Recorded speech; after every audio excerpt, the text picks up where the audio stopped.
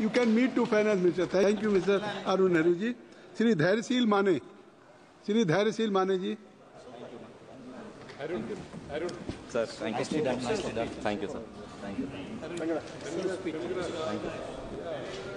Thank you, sir, for giving me this opportunity to speak on supplementary demand of grant, second batch of 24-25 demands for excess grants of 2021 and discussion on budget of Manipur.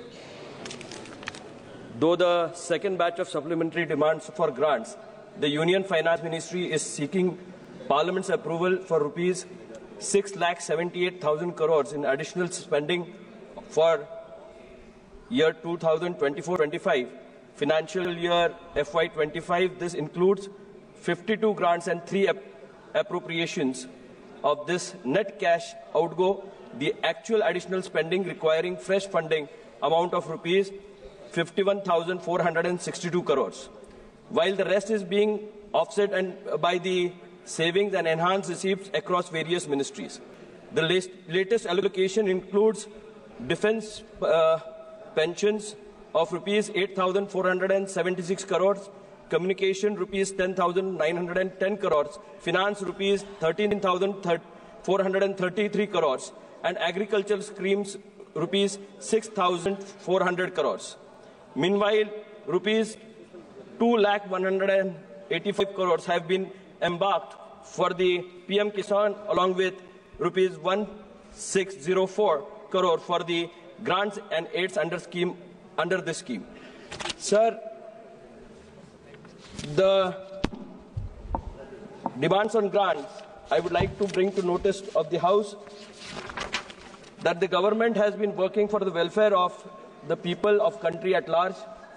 The agriculture reforms, empowerment of farmers and strong value chain have been made this possible. Now we have to reach a bigger target by making full use of the agricultural potential of the country. In the direction we have announced PM Dhanya Krishi Yojana, who aftershocks will be measured till the very end of the rural India.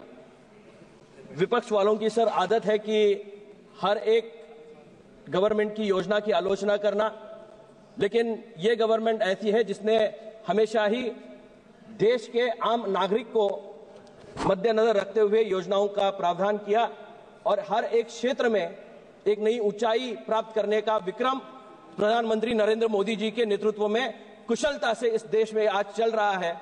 लेकिन आलोचनाओं के बीच शायद विपक्ष ये भूल रहा है कि आज देश नीतियों की बात कर रहा है। पहले देश सिर्फ स्कैम्स की बात करता था। इनके नेतृत्व में जब सरकार थी तो हमेशा ही स्कैम्स की बात हुआ करती थी, उन्होंने किए हुए घोटालों की बात हुआ करती थी। आज देश में नीतियों की बात चल रही है और जब नीतियां बनती है तो उसके लिए कारगर तरीके से काम करने वाली यंत्रणा महाराष्ट्र हो या देश के अन्य विभागों में हो, पर्याप्त माध्यम से शुरू करने का काम ये करते हैं।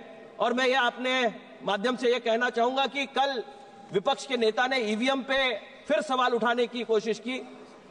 डेमोक्रेटिक स्ट्रक्चर में एक जब एक्सेप्टेंस आ जाता है, किसी व्यवस्था में हम लोग विश्वास रखते हैं, तो उसके माध्यम से विपक्ष के नेता भी उसी माध्यम से चुन के इस सदन में आए हुए हैं।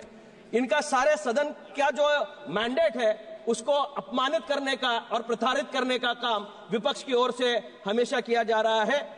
उनका यह कहना है कि ईवीएम में घोटाला है और ईवीएम के वजह से हम यहां चुन के आए हैं, ऐसा यहां कहना विपक्ष के लोगों का है।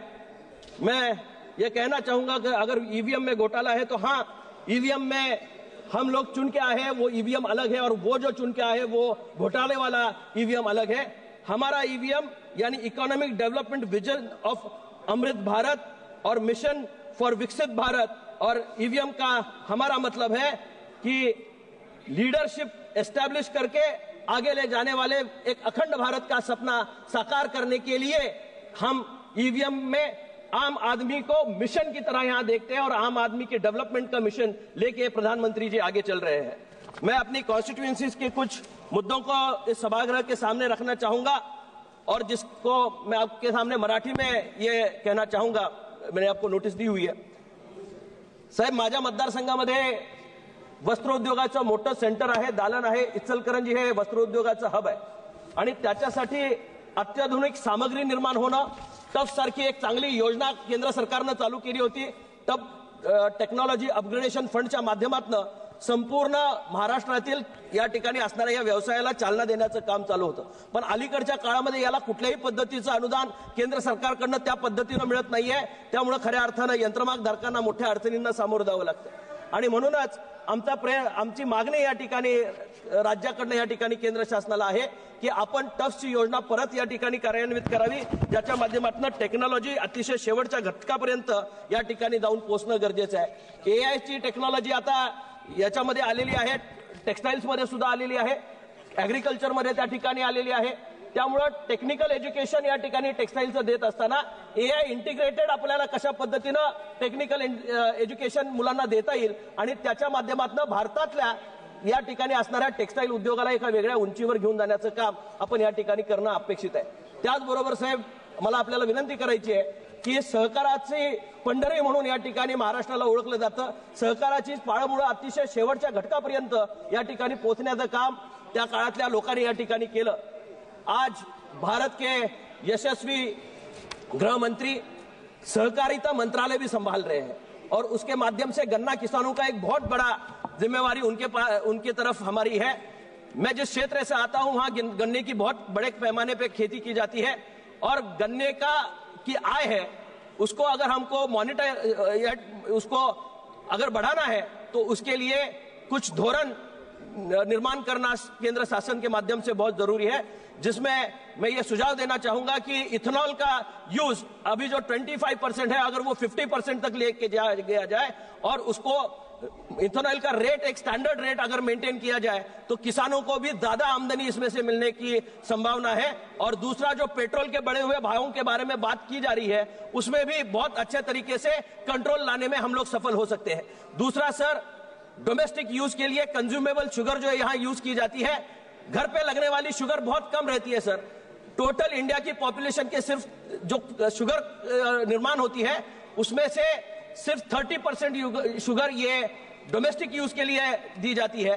70% शुगर जो है वो कमर्शियल यूज के लिए दी जाती है.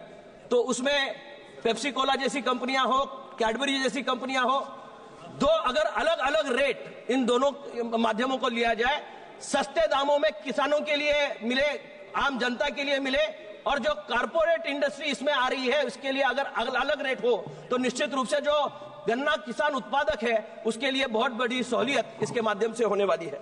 तो मैं ये सरकार से मांग करना चाहूंगा कि आप ये डिमांड्स ऑफ ग्रांट्स में इसका इंक्लूजन करें कि जिसके माध्यम से खेती में और अच्छी प्रोग्रेस हमारे यहाँ हो सके.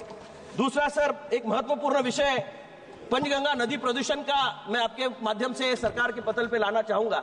ये एक प्राधिकरण बनने की जरूरत है. आज हमने प्रयागराज में इतना बड़ा उत्सव मनाया कि जिसके माध्यम से पूरे दुनिया में अपने देश की प्रशंसा हो रही है, लेकिन मेरे कॉन्स्टिट्यूएंसी में पंचगंगा नामक जो नदी है उसको रिवर ऑफ पॉइजन के नाम से पहचाना यहाँ ग्लोबली जा रहा है. बहुत ही अशुद्ध पानी पीने का प्रॉब्लम हमारे यहाँ बरसों से चले आ रहा है. इसके लिए एक स्पेशल प्राधिकरण का कॉन्स्टिट्यूट होना बहुत जरूरी है कि जिसके माध्यम से इसका मॉनिटरिंग हो और निश्चित रूप से लोगों को शुद्ध और मुबलक पानी पीने के लिए यहाँ हमें प्रमोट करना पड़े. तीसरा विषय सर, अलमट्टी नामक एक नया डैम, जो पुराना डैम है उसकी ऊंचाई बढ़ाने का काम केंद्र सरकार और राज्य सरकार वहां की कर रही है.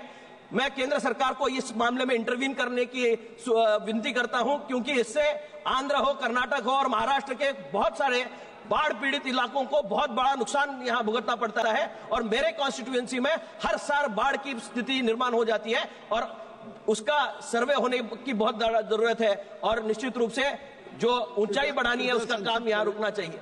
मैं सम्मानीय सदस्यों के माध्यम से आपके सामने रखना चाहूंगा कि EPS 95 नामक जो पेंशन यहां करने की घोषणा की गई, मैंने पिछली बार भी सदन में जब लास्ट टर्म में आया था तब भी इसकी सूचना केंद्र सरकार को करी थी और तब हम इसको पॉजिटिवली रिव्यू कर रहे हैं ऐसा मुझे जवाब मिला था.